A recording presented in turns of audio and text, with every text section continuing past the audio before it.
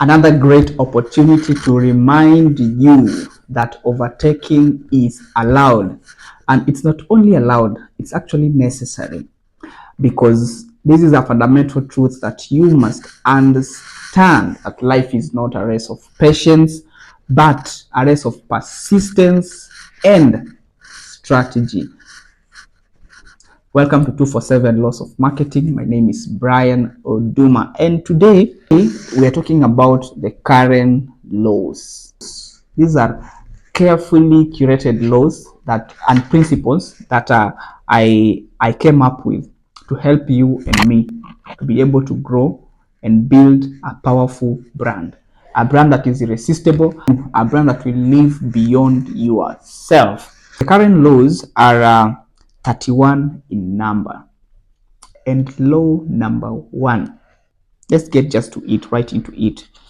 Invest in a good name. Invest in a good name. Invest in a good name. So, a name is not just an identity. It is not the what. Remember in the previous episode, I'll refer you to the previous episode whereby we were talking about the W words that help us in answering some queries. So a good name is not just about the what or the who. A good name is about the why, the purpose behind the name. So you'll find the reason why you should invest in a good name is that a name is not only an identity but a purpose. A name can be a name for your business, can be your name if you are a creative. I'll talk more about creatives because that is where I really I'm interested in, or I lean on mostly. So a name is not just an identity. It's not the who you are. It's not the what you are, or whatever you are. A name is the why. A name it represents the why you are what you are, why you are where you are, why you are who you really are. So a name carries purpose, and that's why you should always be careful when you're starting a business, or when you are naming a brand. You should always remember to be very careful in selecting a name that you are going out with. Don't joke with a name, because as they say, a name will enter rooms that yourself you will never enter in your entire entrepreneurial journey. A name will be mentioned in places that yourself you'll never know, you will never enter those places, and you'll never step inside there, but your brand name is going to go there before you. So a name it defines not only the what, the who you are, but also the why you do what you do. Don't just wake up and call your name, or yourself something, or call yourself, even in naming children, people don't just wake up and name them any name.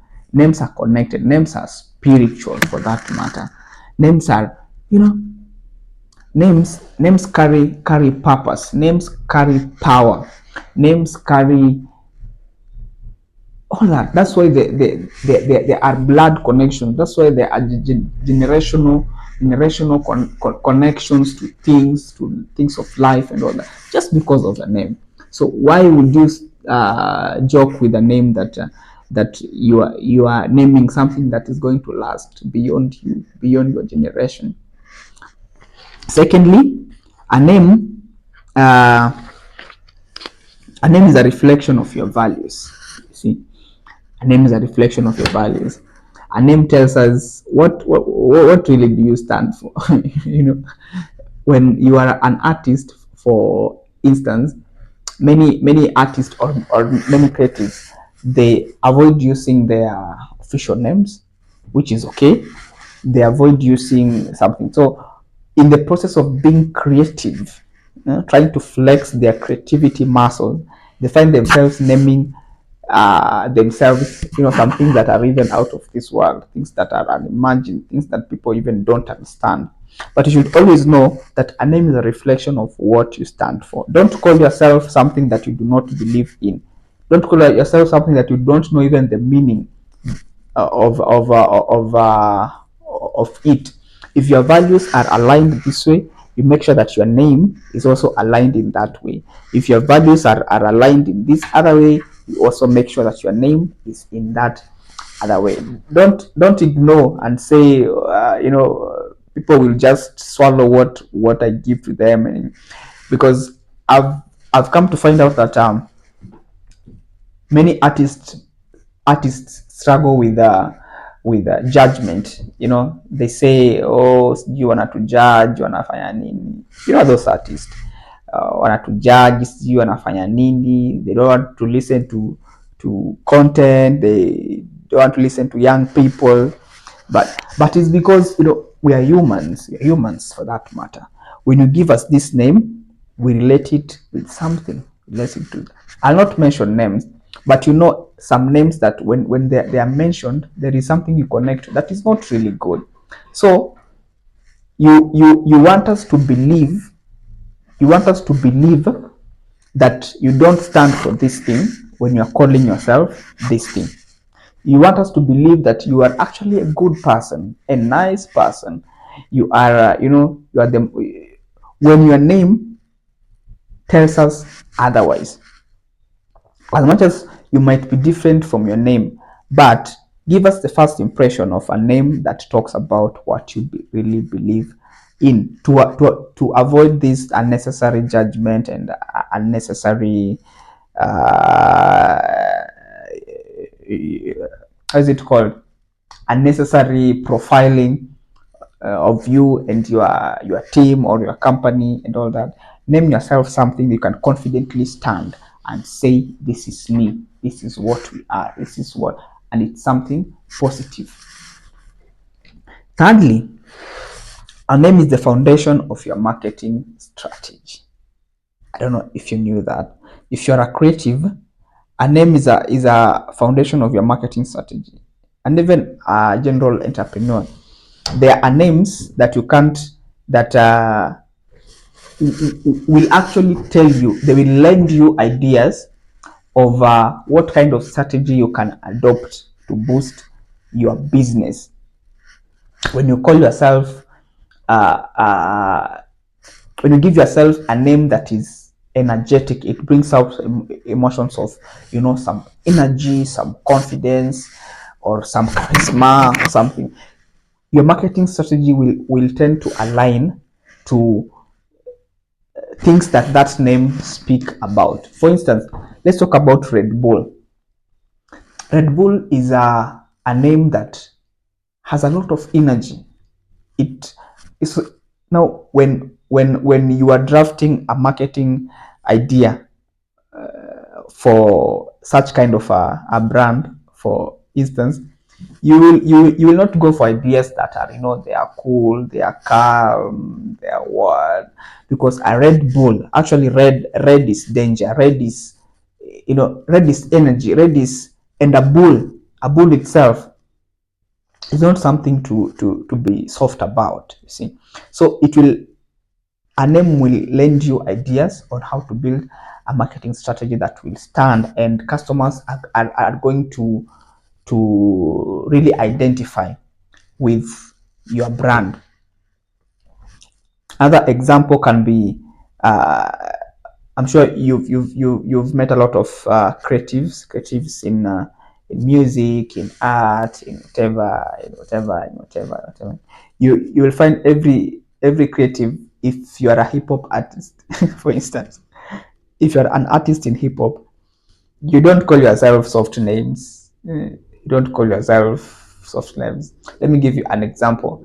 There are two artists that I love that have very different, distinct characters or distinct brand voices. One artist is called Calligraph Jones. The other artist is called Otile Brown. Calligraph Jones this name he goes by. He calls himself the OG. You see, when you are an OG, you command some respect. An OG is not a name for, for tafadhali, for, kindly. It's not a name to be associated with soft stuffs or soft ways of maneuvering through life or something. It is a name that carries a lot of power, a lot of energy, mostly for the people in the street. You need to be an OG to be able to penetrate the market, to be able to survive in those hoods.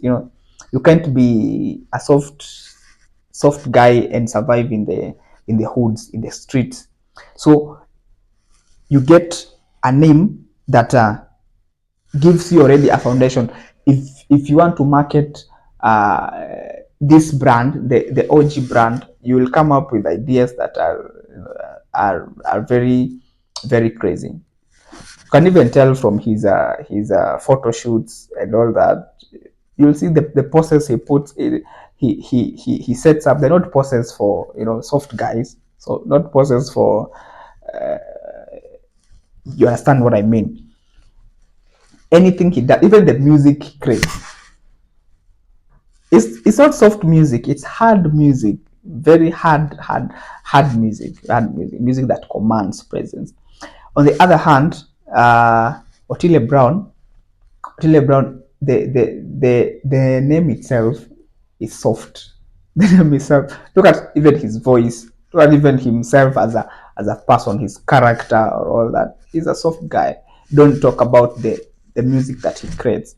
This is, cool music, love music, music that speaks to the soul, music that pleads, music that, it is a soft, entertaining music. So the name connects to the kind of content or the kind of product that brings him out.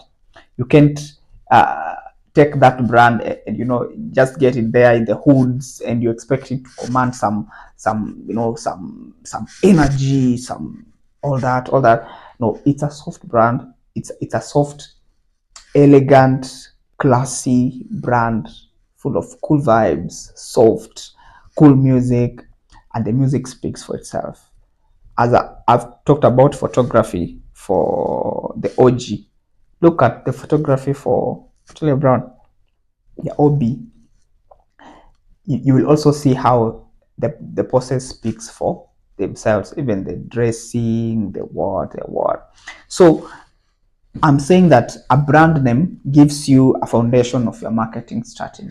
It will actually tell you what is your audience, who is your target audience, and where you're supposed to take yourself in one place or the other. Number 4, a brand name represents the initial point of contact between a business and a potential customer. A business and a potential customer. Like your name is what will be the initial contact between you and your customer.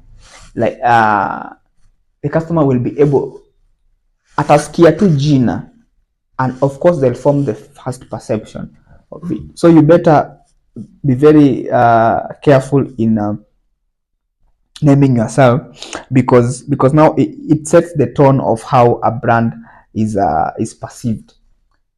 When you name yourself a certain way, it will set the tone of how the customer or the person you are talking about or your fan is going to perceive you as a person or as a brand, or to perceive your product. So this is the first thing that your customer meets, first thing that your audience meets. Make sure that you crafted it in a way that it will create an impression that is long lasting, an impression that it will bring the vibe that you want.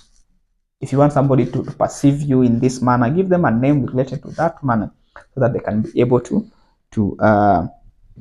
perceive you right.